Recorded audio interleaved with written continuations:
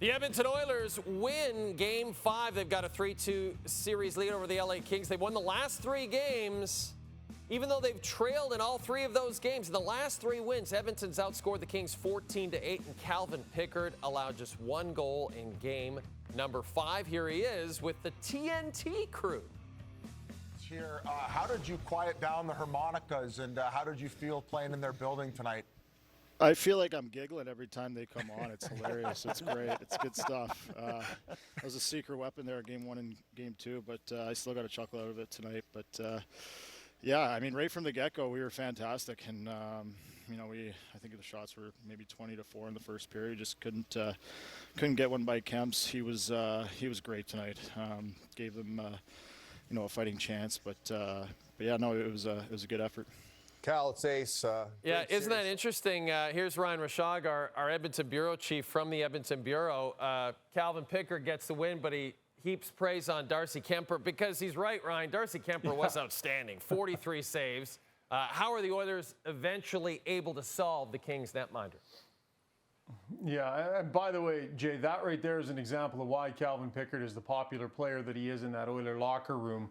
Beloved by his teammates, and it's that kind of thinking and that kind of stuff. But to your point about Darcy Kuemper, I mean, this was stick-to-itiveness by the Edmonton Oilers. I mean, they brought the right stuff finally early in a game in this series. Like they had not been good early on. They'd allowed the LA Kings to dictate play in the opening period of most of the games. I would say 3 of the other 4 games. But tonight, they came out with all kinds of jump, all kinds of opportunities, and they had to stay patient because Darcy Kuemper, the Kings regarded to have the goaltending advantage coming into this series because of Kuemper. He was at his best tonight. And then it's the depth scorers of Evander Kane just back into this series. And then Matthias Janmark with, that's Victor Arvidsson putting a shot off the pads. So look, they had to stay patient. The depth guys helped chip in. This was a much better overall performance by the Oilers, Jay. They've done a lot better job of finding their game quicker. And then, we were just talking about Calvin Pickard.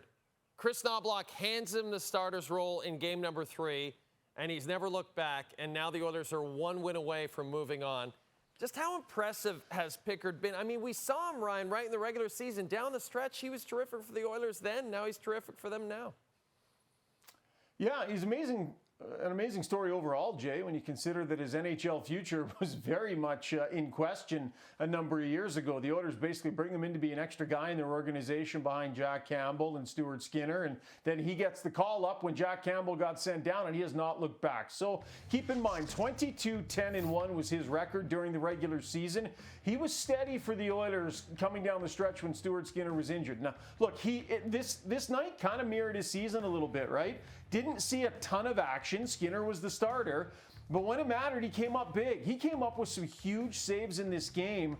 And in particular in the first half, after doing a lot of standing around and waiting. I mean, that's their best player, barreling down on him. And sure, did it squeak through? But he made the save when he needed to make the save. If you look at the statistics on paper, it doesn't look fantastic. But the quality of his play, he's made big saves when they need him, Jay. It's been a big swing in this series. It was tough after the first couple of games. And Calvin Pickard has come in and stabilized at that position. And now Calvin Pickard and the Oilers are 1 win away from eliminating the LA Kings for a 4th straight year in the first round of the Stanley Cup playoffs. They can finish the job Thursday night in Edmonton, and we'll speak to Ryan from Edmonton after that game. Shaggy, thanks for this.